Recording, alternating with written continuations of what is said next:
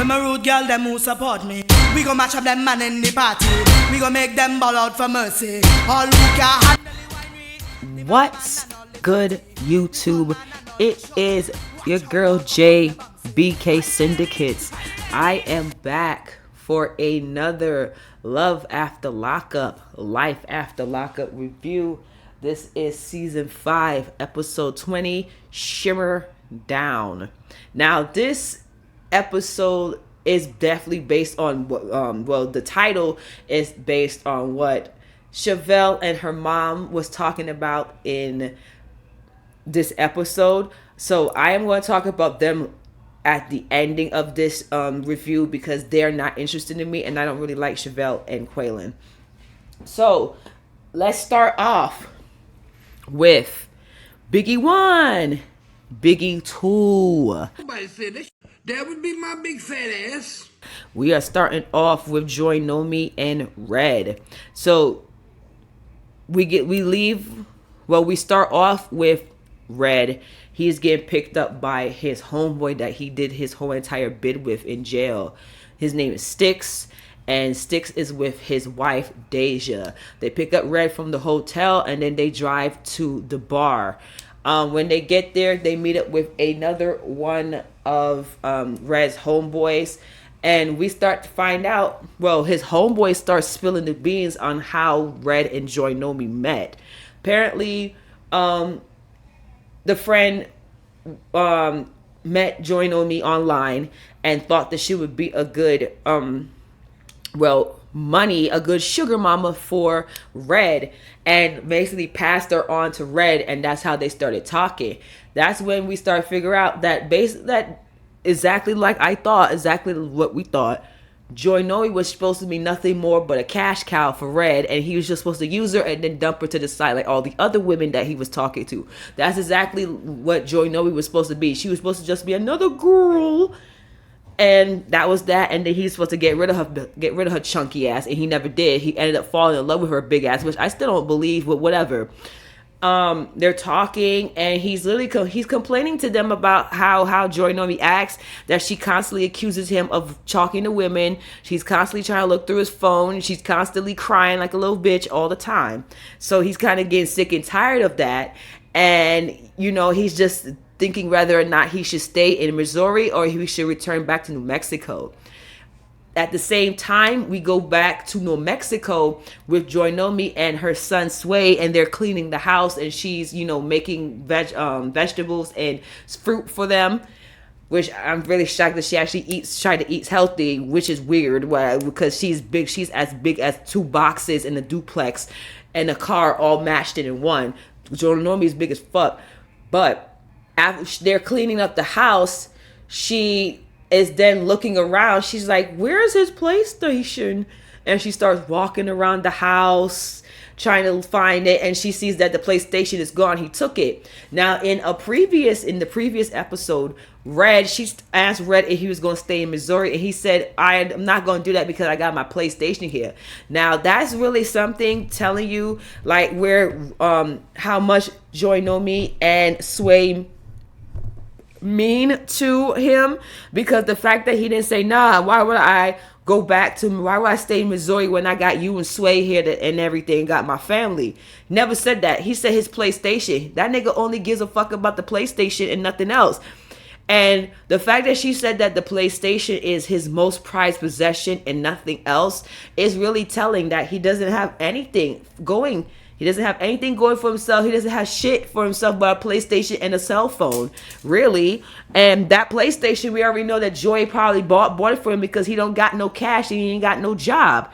So how the fuck he was able to buy a PlayStation 5? Joy Nomi did that. So now that the PlayStation is gone, is in Missouri with him, now like she's really worried that most likely, like since he took the PlayStation, that he's probably gonna stay in Missouri.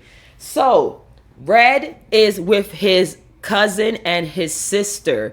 They meet up at a restaurant and they're eating, having, catching up on times. He then lays off the message to them and lets them know that he has asked Joy Nomi to marry him. He's proposed, and they're like looking at him like he's crazy. Like, are you sure that you want to do that and do that in such a short time and all that? Like, you still haven't even gotten a chance to like really like get, you know, the full effect of being out of prison.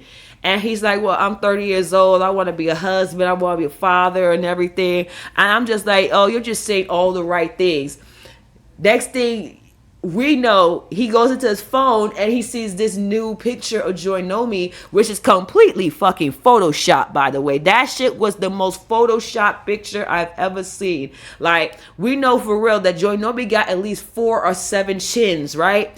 And the fact that this picture that she took only had her with like barely a chin and she had the titties out and everything, we know that Joy Nomi does not look like that. It was all glamored up and everything. She had lipstick and makeup and all that on. But then when we go to another scene with Joy Nomi, she's there sitting down looking like a whole entire beach ball with her sister and her cousin, and they're talking about Red. She talked about how Red didn't book a returning flight back to New Mexico, and she's worried that he's going to stay. Her sister and her cousin is like, well, girl, like, if that's the case, then you need to be with somebody else, or you need to get rid of him. Like, I don't trust him. They don't trust him. They don't think that he is being truthful. They think that he's cheating on her with different girls. It seems like this family is really like the type of family like, well, he must be talking to different girls, talking to different girls. Like, that's all they always mention when it comes to Red, that he's talking to different girls. Red has finally returned home to New Mexico, and he greets Joy Nomi at the door. And immediately they give a hug and everything, a little kiss, and they go into the bedroom where he starts unpacking.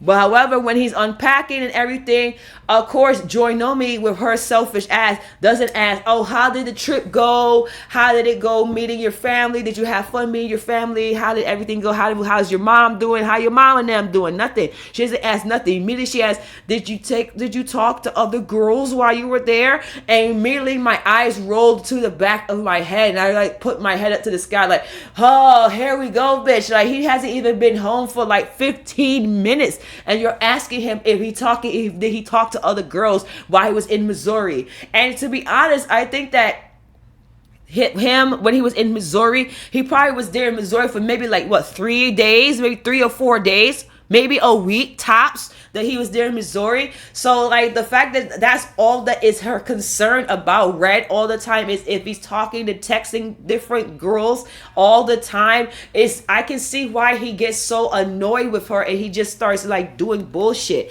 Because remember, he told his friend Sticks and his other friends that he hasn't been talking to girls in a minute, which I think that's also a lie. But when she starts bringing it up and starts doing all that crying shit, he gets petty and literally, starts doing bullshit to like try and get back at her, because she's constantly on his back about bullshit, about talking about different females. Like, only thing Joy Nomi can ever think about is that. Never once did she ever ask this man, how's your family? How did it go? How's your mom feeling? Is everything all good there? Did the relationship get better and everything? No, she asked, why didn't you call us the whole entire time you were there? Like, why didn't you let me know? And that's also kind of crazy, because that should have gave her a sign right there that the nigga don't want to be bothered. If a nigga leaves you for a whole entire couple days, a couple week or so, or a couple weeks, and you don't get no response from him for that whole entire time he's there, that means, bitch, leave me the fuck alone. I don't want to be bothered by you. I bet he was so happy and felt like a weight off of his shoulders when he got into that Uber and was on his way to the airport. Like, oh, I don't gotta worry about this bitch looking over my shoulder. I don't have to, constantly be sneaking around and do all this bullshit with my phone and all that, because she constantly want to check his phone. She constantly checks his phone. She constantly over his shoulder. She's constantly like a nuisance. And I don't know why Red is still dealing with all that shit. Like, to be honest, I don't know why both of them are dealing with each other's shit. Clearly, she's annoying and a crybaby, and clearly he's a liar and a manipulator. So why are y'all together? After she's the kid, she asked Red, have you talked to other girls while you were there? He says no. I would have been petty. I would have said some bullshit like, yeah, I talked to other girls. And I would have had to like, oh my God. Yeah, my mom, my sister, my cousin, my nieces, my grandmother. I talked to other girls. Yes, I did. I would have had her ass there I would have had her ass there crying and confused and having her like, that's not what I mean. I mean girls, not your family. Nah, you said if I talked to other girls, those were the girls that I talked to. Thank you very much. Go cook me something. All right. So Red and Joy Nomi go and sit down in the living room. She then pulls out this journal, right? And tells Red that she has all these things that she's expecting from him to do since now he's back. And she balances the journal on her stomach. And then she's reading it off. And she's telling Red that here's a couple things that she wants. I want trust. Trust is the biggest thing. Honesty. I want you to be honest with me. I need you to get a job because I need you to help me out here and help me take care of things like bills and groceries so we can eat and be big together. And he's like, okay, no problem. I got a lot to do. And he's like, well, since you are big on honesty and everything, I got something to tell you. He says, that day in the hotel that we got into that argument and I walked out and you couldn't find me for those mad hours. Well, I met up with a female and we had sex. And literally, Joy Nomi looks at him, eyes went up. I saw the tears getting ready to come out. Her eyebrows went up, her fucking chin started jiggling. She started shaking uncontrollably. And then she said, You had sex with another female? And she said, that's it. And then she starts breaking the fuck down, wailing, crying. She starts going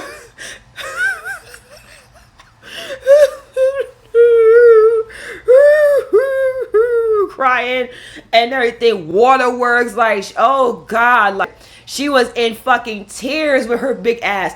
That is all of the scenes that we have with Joy Nomi and Red. And like, it's crazy because he's waited like, I think now a whole month to tell her that he's been cheating, that he cheated on her that one time, that like the third day that he got out of jail and everything. So he hasn't cheated, from what it seems like, he hasn't cheated on her since then. But she's not, I'm telling you, after this, she's going to milk the fuck out of this in the next couple of episodes. She's going to milk this, she's going to cry, she's going to be mad at him, she's going to want to put him out, all types of shit.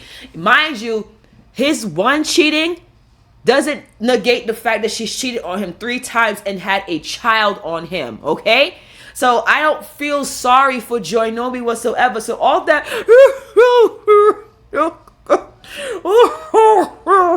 all that crying shit that you doing, bitch, is a manipulative tactic to try and make you seem like a victim and try and make it seem like what you did to him is not as bad as what he's doing to you. Him talking to other females, getting money from other females, and then him cheating with Casper the Friendly Ghost and everything on you the third day he was out of jail. Okay? It's not that he's cheated on you now the whole entire time that he's been there with you and Sway. It was literally the second or third day he got out of jail. And she is going to milk it. I like Joy Nomi and Red will always be a guilty couple for me. So let's continue forward with Lindsay and Blaine. I love you, Lindsay. So let's go. Lindsay and Blaine. We are continue on from the last episode when they had that argument in the kitchen. Lindsay is in the room crying, everything, being manipulative, and Blaine decides that he's gonna come back from outside and go inside the room and try and talk to Lindsay about what's happening. He's literally explaining to Lindsay how he feels and how she treats him and how she makes him feel when she does stuff like to him. He literally tells her, I'm tired of you belittling me. I'm tired of you making me feel less of a man. I'm tired of you talking down on me. I'm tired of you making me feel like a child. I'm tired of you disrespecting me. That's literally the whole entire thing. I think ever since Lindsay's daughter has come in and moved with them, I think that's the main thing that's been happening is Blaine has been telling her, I want you to respect me. It's not you that is like a genuinely good like thing to be asking for. It's not like he's nagging her and he's like that should be something that should be in every relationship, is respect. And the fact that she doesn't have any respect for Blaine, and we literally seen how she treated Blaine last episode when she started, like, out of nowhere, he started telling her that, you know, he does a lot for the house, he does this and that, and he needs a little bit of relief and everything. He's getting PTSD, he has anxiety, he's depressed, he's going through a lot of shit while still continuing on his daily duties as trying to be a fiance, a father, and a worker. And she doesn't care about that shit. We already saw last episode that Lindsay does not give a fuck about anything that Blaine has going through. All she cares about is her.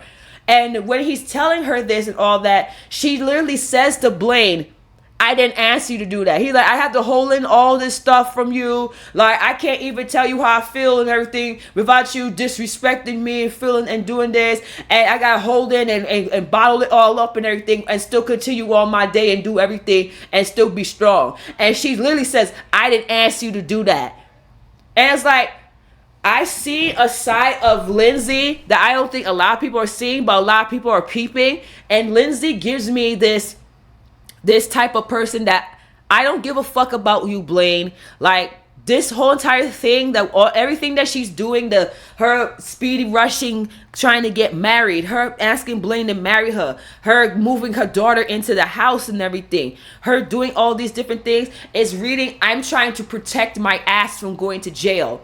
It seems like the reason why she moved her daughter in is because she knows that it most likely it will soften how the jury and how the judge sees her, and be like, oh, she just got her daughter back, she's taking care of her daughter, oh, she's married, oh, she has a new husband, she has a husband and he has a son and she's taking care of everybody in the home and all that. We shouldn't give her any time because she's changed her life. And I think that's exactly what's giving off to me. And I'm telling you that if she didn't have this 40-year stink on her, I don't think that she would be moving this fast with Blaine. And I don't think that she would be still speeding through ahead, even though there's a lot of signs and red flags between her and Blaine's relationship. They should not be together at all. I guarantee they should not be together at all. Because the fact that Blaine is so unhappy with her, and Blaine is expressing to her how he feels and how she makes him feel, and she doesn't give a fuck about that. All she cares about is moving full speed ahead and getting married,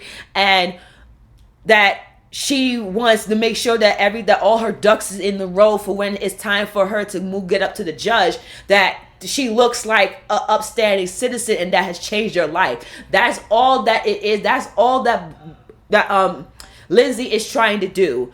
And she says, I didn't ask you to, and he walks out and leaves her there and everything. She didn't give a fuck. Like, she still didn't care that when it was in that bedroom and he was telling her that I want you to respect me. She literally starts bawling, crying again, manipulative crying like Joy Nomi, saying, What more can I do to make you happy, Blaine? What more can I do to make Blaine happy? And that lady said, bitch, give him some goddamn respect. RESPECT. That's all he's asking for is respect. Stop being a disrespectful ass bitch, and then things will be fine. And we move on to the next scene, right? Lindsay and her daughter, they are driving to the wedding dress place to try on wedding dresses. The daughter is like, I tell you, like, the daughter is like the only one that's making sense in that whole entire household between Blaine and Lindsay. She's like, why? She's like, why are you still continuing to go to the marriage things, to the what's it called, to the wedding dress store? She's just like, look, I know me and Blaine, we have our little arguments and everything, but I love him and I want to do this and everything. And the daughter's just like shaking her head like, I don't understand. We then move on to the next scene where Lindsay's trying on her wedding dress, and her mom and her mom, her daughter, and her friend is there to support her. She's trying on maybe one or two dresses, and then when she gets into the next when she's going to try on the third dress, the mom and the daughter are talking, and they're like explaining that the daughter then says to the grandmother that I don't think this is right. The grandma like, why? She says, well, Lindsay and Blaine had gotten into a big argument this morning, and it was really crazy. She actually says, no, they've been getting into arguments a lot. Like almost every day they're getting into some type of argument, and it's getting worse. And she says to the grandma that Blaine has been coming to her and ranting and talking shit about Lindsay to her, which then I had to be like, oh, hold on. I'm like, hold on. This nigga is coming to you, a 13-year-old, to then complain about how her mother is behaving. And she says that the exact same thing that Blaine told Lindsay this morning, that she's a bully, she's controlling, she doesn't let him, speak up. She's just basically a pushover, like not even a pushover, that she's literally a bitch to him. And this is what he's been telling this little girl about her own mom. Then the grandma says, yeah, he's also been venting to me. I said, what? I said, Blaine's been talking to Lindsay about her to her family. I'm like, and literally, both of them said to each other, have you told her? Have you told her? No, I haven't told her. That means something. The fact that Blaine can't come to Lindsay and tell her how he feels, and the fact that her mother and her daughter cannot come to Lindsay and tell her what the fuck is going on, shows a lot about Lindsay's character. That Lindsay is not a bitch that likes to listen to people, and she goes by beats by her own drum, and she doesn't give a fuck about what anybody else has to say. And that is good at some points, but at some point when you're in a relationship and you have to do that, you have to learn how to compromise and understand and listen to another person that you're in a relationship with, and that's not something that Lindsay is willing to do. So Lindsay comes out with the new dress, and her friend is there, and she's like, do you guys like the dress? They're all looking quiet as fuck, like quiet as mouses, looking at her. She's like, what, y'all don't like the dress? And they're all just looking at her like, yeah, should we tell her? And as soon as she went and sat down, boom, that's when she got hit with a Floyd Mayweather uppercut, like a fucking Hadouken on that bitch. They literally start telling her, we don't think you should be marrying Blaine. She's like, why? Tell me why. She says, Blaine has literally been coming to me, because the daughter starts it off. Blaine has been coming to my room after y'all have these tiffs, because that's what Lindsay said. I almost forgot. Lindsay says, I hope that you're not feeling some type of way, because me and Blaine had a little tiff this morning. And the daughter says, well, you and Blaine have been having little tiffs a lot. And she's like, okay. And she's like, you don't even know that Blaine has been coming to my room every time y'all having arguments, and he's been complaining and talking shit about you to me after y'all argue. And Lindsay's like fucking shocked. Lindsay's like, what? And then the mother's like, yeah, he's done it to me too. Yeah, a couple days and everything. And then we get an even shocker. He's been talking to the friend about Lindsay too. Even the friend chimes and says, yeah, he's been talking to me too about you, telling me that you're controlling and you're a bully, and let him be your man.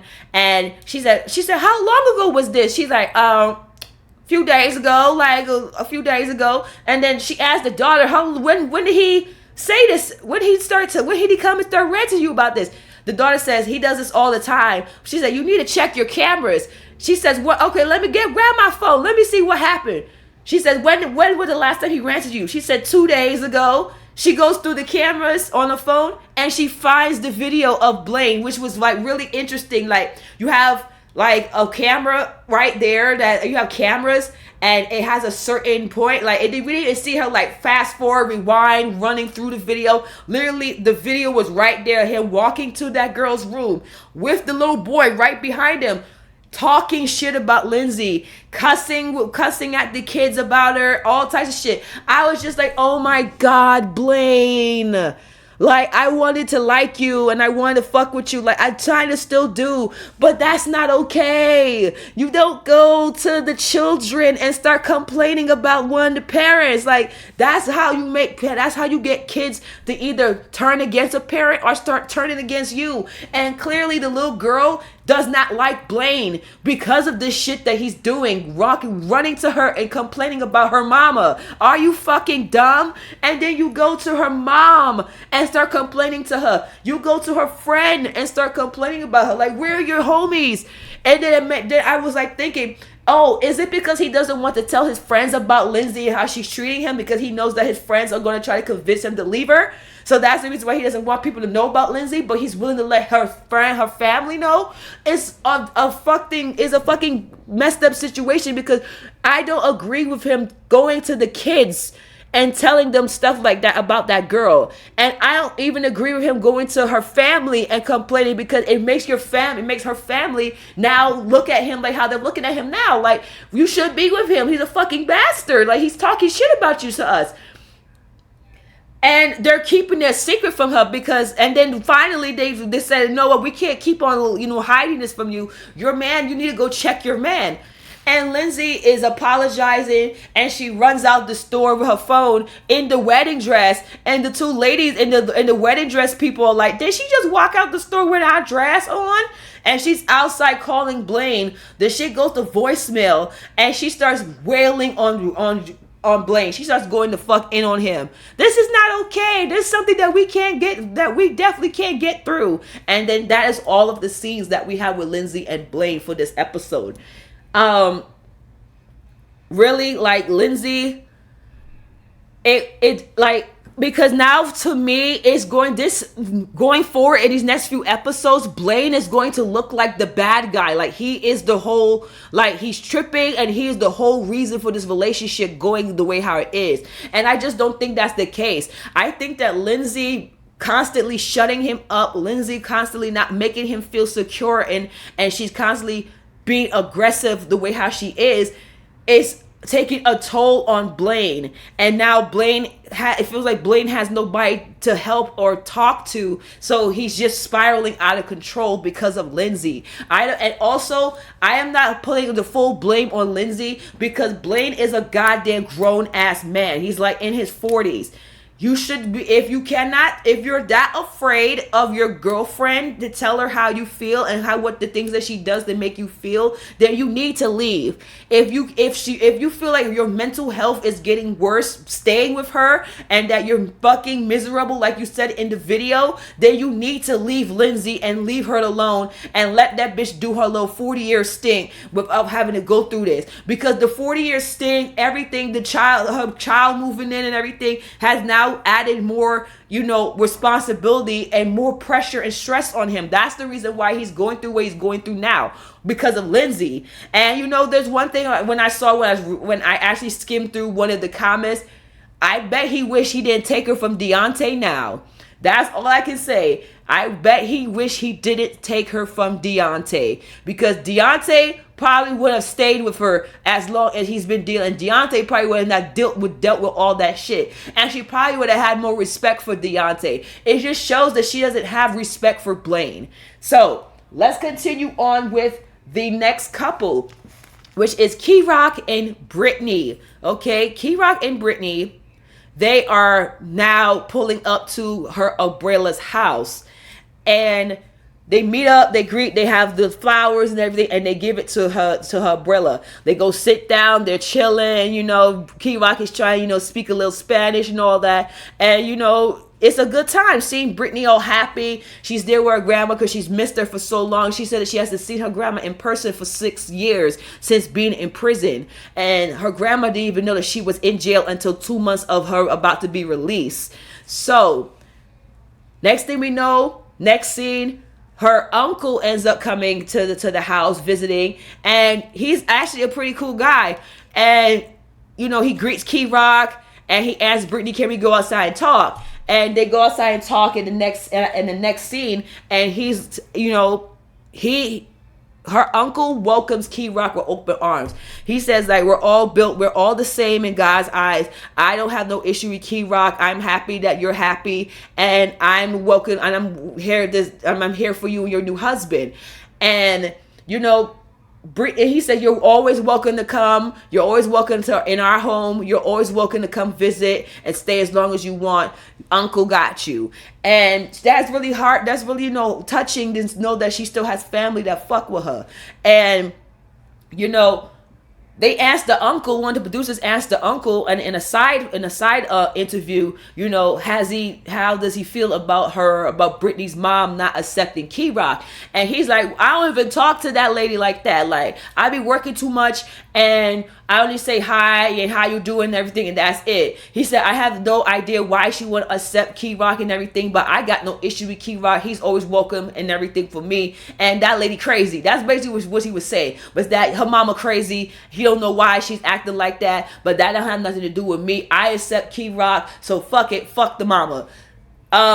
Then we go back inside. It's the next scene where Kyrock is on Google trying to translate and using translation for with him and the grandma. He asked her how many grandkids she got. She said she got 4. Britney and the uncle come back in, and that's when Britney's cousin comes. You know, a little thick little boy and everything, and he is happy to see her. He said he hasn't seen her since they were like kids, and she's always been a smiling girl, happy girl. So he's happy, and he welcomes Kyrock with open arms too, and he loves to see his cousin happy. And that's when Kyrock and Britney, they have to now go back to PA because they have to be back in PA by, I think, tomorrow evening or something. They have to be back in there. They have to be back in PA by tomorrow evening and everything, because their passes only gave them, I think, like maybe 2 or 3 days. Gave them only like a short amount of time for them to be in New York, and then they have to go back. So Britney is sad, but the grandma's like, well, if you want to move over here to New York, you're more than welcome. I will support you. And, you know, maybe that's going to put ideas in Britney's head about trying to move to New York so she can be close to family. But I think that's also going to conflict between her and Kyrock because of his situation that's going on in PA with his family and his mom and his brother being on drugs again. So it's going to be, and that might cause an argument in the next couple episodes if that topic does come up for discussion between Kyrock and Britney.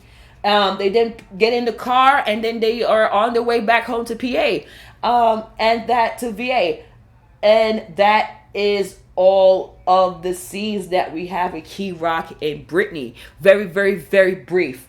Okay, now let's go with the couple that has pissed me off, that is pissing me off a lot now. Justine and Michael. Okay, Justine and Michael, they are at I think a pizza shop or whatever with her oldest daughter and their son and her youngest son Bentley. Michael asks if the other boy, the middle boy, Santana, is mad at him because they can't go to Vegas right away. She's like, nah, he just likes to do things on his own. If he has opportunity to go do stuff, he's going to go do it. He's not mad at you. And I think that's just her trying to deflect. Maybe the little boy's up with him. He don't want to fuck with him right now. Maybe that's true.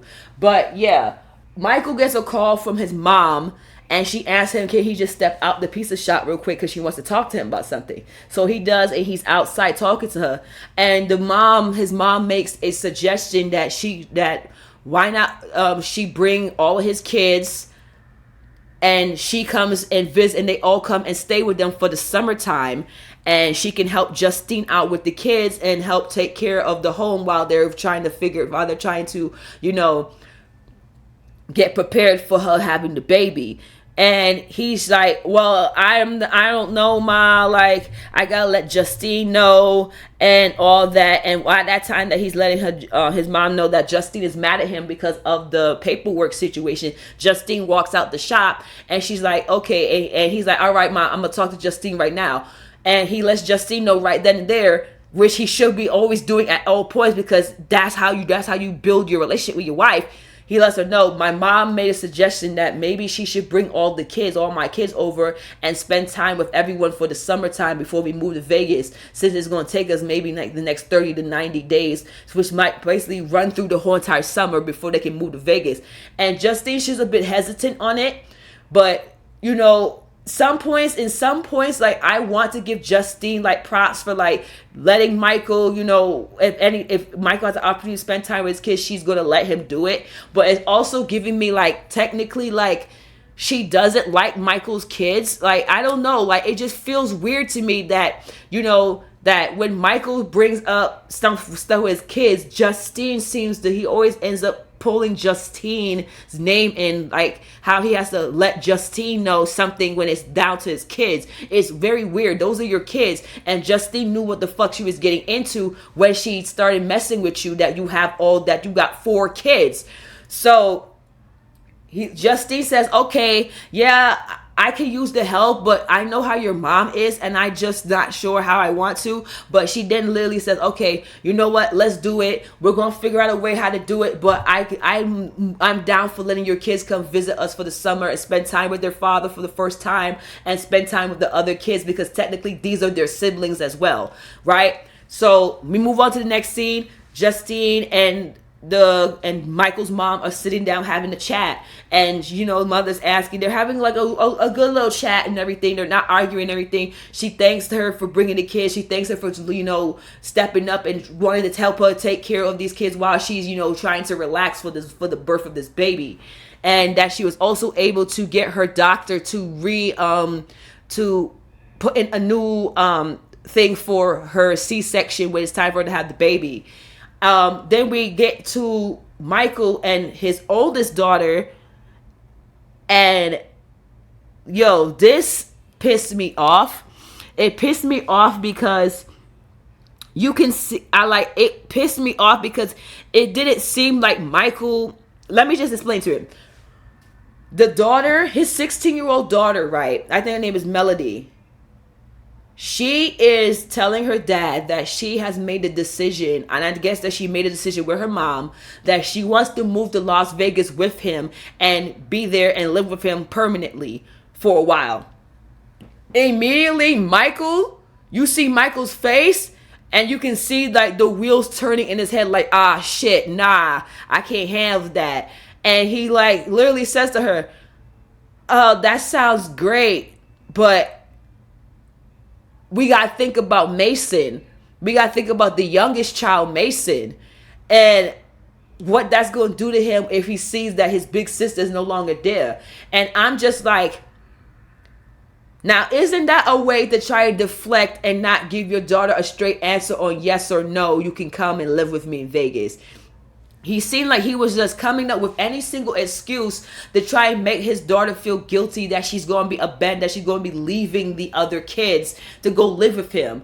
And that's not her problem. The fact that he was in his confessional telling us that this little girl has been there for each and every single one of the other kids' births and was there taking care of these kids while he was locked up really shows me like, nigga, what the fuck? Like, it's like, are you serious? Like, you're now putting this responsibility on her to stay with the other kids now because she's been there since the beginning, and you want to go to Vegas, and now she has to stay in Rhode Island taking care of the kids that you're supposed to be taking care of? Like, that didn't make no sense to me that you're putting all that responsibility on a 16-year-old when she wants to come to Vegas, enjoy the nice hot ass weather, and enjoy her and have her a good ass time. You're now putting responsibility on her taking care of 3 siblings.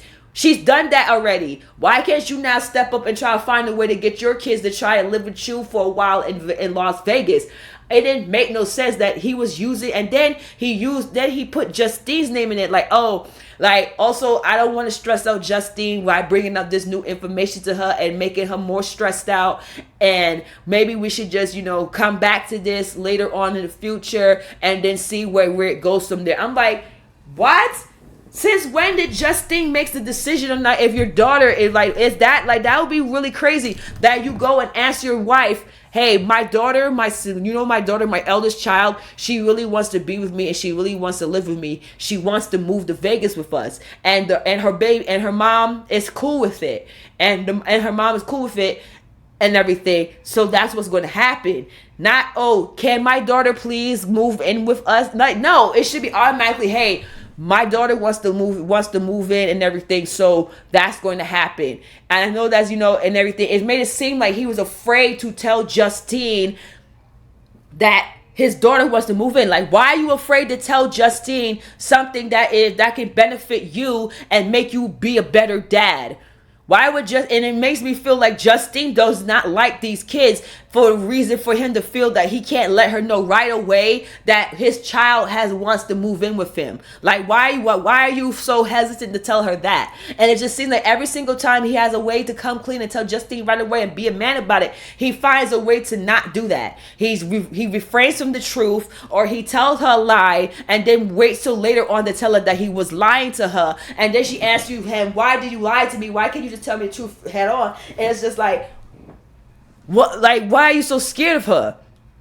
It was so weird, like the way how this man treats his own children to the way how he treats his other kids is so fucking crazy to me. He's there having dinner. He's there eating food with them, taking them out to eat, chilling with them all day, throughout the week, and he barely gets to see his kids once a month, maybe. Like, it's disgusting, like, watching Justine and Michael, and it's just like this is the type of man that you want to be with, a man that's willing to leave his children behind to start and keep a family with you. Those kids, those 3 kids that Justine has, they do not belong to Michael. Michael does not owe them anything, really, to be trying to take care of them like this the way and ignore his own kids. What are we doing here? And it just seems like he's like putting forth that dream of being a rapper in Las Vegas is overshadowing his job as being a father. You're 30 something years old. You're like 34, 35, 36. And I'm not saying that you can't be a rapper at this time, but nobody is checking for a rapper, a married man, a married rapper with 8 children. Talking about how you get bitches and how you pop bottles and how you do that. That's a goddamn lie, because we know you're a married man at 8. That's all the scenes that we have with Justine and Michael.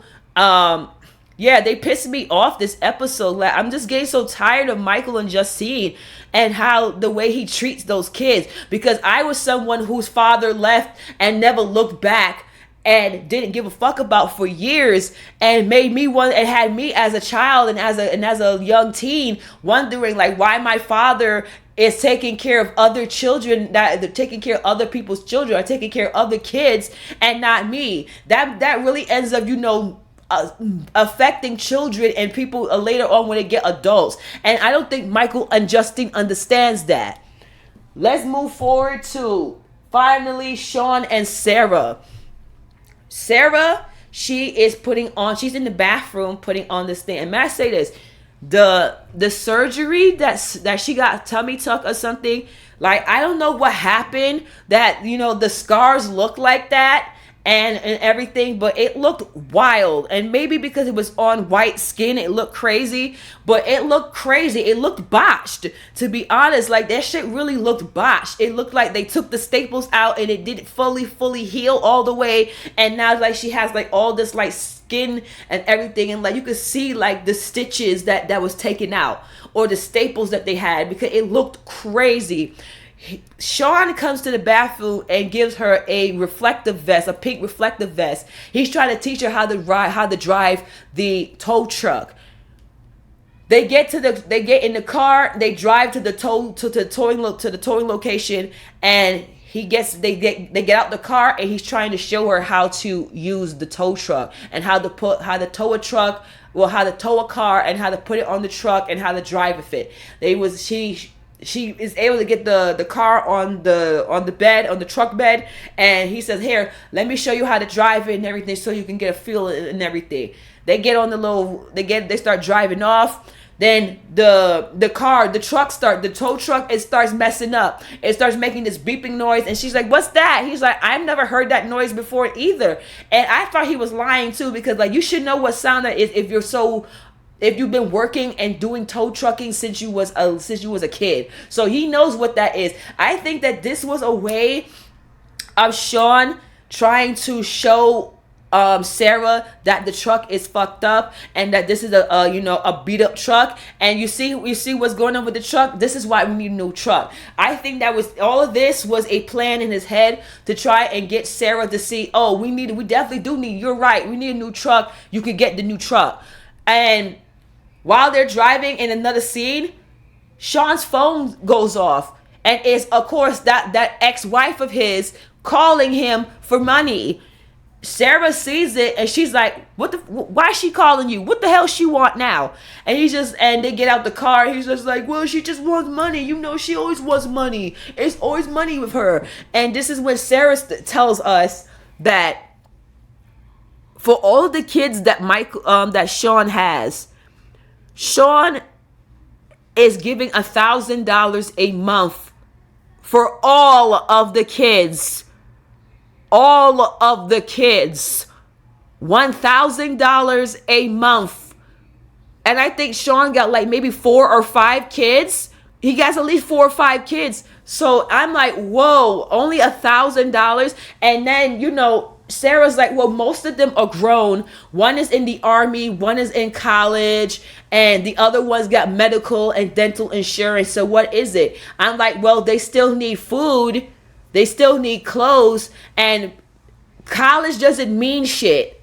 Okay, maybe the one in the army doesn't need anything, but that's still at least 4 other kids that still need help. When I went to college, I still needed some money and support from my mom. Even though I was still working a job, I was balancing out doing schoolwork and trying to work and support myself. It's hard being a college student because college doesn't pay you shit to survive there. They charge you, they take out all this money and everything, but then after that, you know, that you're on your own. You have to supply your own food. You have to cook your own meals. You have to, you know, find a way to survive while still trying to study. College doesn't give you, you know, they give you food and everything, but most food in college is disgusting. You're eating cafeteria food. So I can see why the one that's in college would still need some money from their father every now and then, and that the other kids are still gonna need money. But $1,000 for all those kids is fucking wild to me. It should be at least $3,000, $4,000, or $5,000, at least $3,000 or $4,000 a month that you should be paying on paying for your children to eat. Like that's crazy. What about co-payments? What about other things like groceries? School clothes, like all that type of stuff costs money, and $1,000 is not enough. Then we find out from Sean's dumb ass that Sean hasn't even been giving his ex-wife any money for the kids for a long ass time. The fact is, he's been using all that money for them children on that dumbass truck that he's been trying to fix for the longest. And he's aware that the truck is a piece of shit, and he's aware that he's been drowning and literally bleeding not only his credit card but Sarah's credit card for the truck, and he's going nowhere, and he hasn't let Sarah know. My thing is, Sarah says that she is the one that goes over all the finances. So how the fuck does Sarah didn't know that they didn't have any money left at all? And the fact that she didn't check any bank accounts, or nothing like that, but she has no idea how much money has really been spent and how much money is still being spent on the business is crazy. And Sean, knowing that they barely have any money left and he wants to go and get a new loan, he wants to get a new business loan to get a new truck. He wants to have 2 trucks, and he wants her, in order to decrease the payroll and everything, he wants her to basically run the second truck so that if both of them are doing towing at the same time. Now, mind you, Sarah has not worked since she's been out of prison. So Sarah doesn't have a job. So she's literally getting her a free job by Sean, but she's not gonna get paid by Sean because technically the business is hers. So Sean is trying to be smart about it. Like, oh, if I make my wife drive the truck, then I don't have to worry about paying employment wages or nothing like that because it's literally my wife. I don't have to pay my wife for working because either way, the money that I make come in, it's both going to us anyway. So he's trying to be smart. It's dumb and smart at the same time, but clearly you can see that your wife is in no condition of doing it. Also, the fact that Sarah is complaining to Sean about spending more money when the fact that she went and got tit surgery and she went and got a tummy tuck and a BB, and I think it was a BBL or something, that she wants to get a BBL done next. she's spending thousands of dollars of money already. So the fact that she's complaining about Sean spending money now on the business to try and make more money is ridiculous to me. After she's going off on Sean about his ex-wife and everything and how she is, how she does deserve money and everything, Sean lets us know, yes, that he's not even giving her any money and that he doesn't even know when he's going to let Sarah know that that all the money that they have has been bled dry. And I am looking forward to see that confrontation happen, because it seems like every single person in this show has some type of lie. They have some type of lie, and they're not going to tell a significant other because they don't want them to know right away, or they are trying to find a way to work in telling them the truth, which will then be able to benefit them in some type of way. It's weird and it's crazy. Like, all these people are liars. Some of these people are rebel from the truth. It's fucking wild. Finally, let's talk. And finally, we're going to be real brief. It is Sean. It's not Sean and Sarah. We are talking about Chevelle and Quin real quick. So, Chevelle and Quin,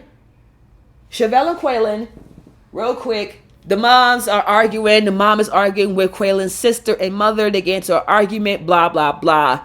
The mom, let's just be real clear. Chevelle's mom is so freaking rude. She's such a nasty woman to me. And it seems like she does not care. At least with Quaylen's mom, she still shows Chevelle respect.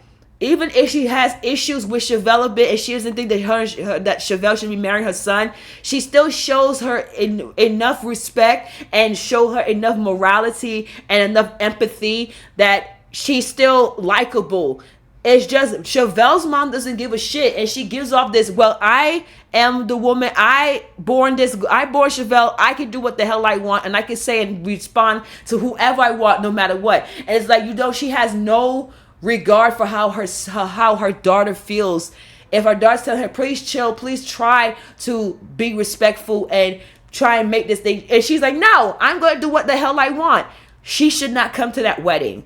And that's it. Like, I really feel, and that's why I was telling my girlfriend the other day, like, there's a reason why that little girl doesn't like Quaylen, and it's solely because of that grandma. There's no, and maybe if Quaylen and thing has done it, it's argued in front of her before, but there's no reason for that little girl to not like Quaylen. But I think she's been around her grandmother for so long, and that grandmother talks nothing but shit about Quaylen. You see how she acts right in front of the granddaughter that whole entire time they was at that bridal shower. No respect for anybody.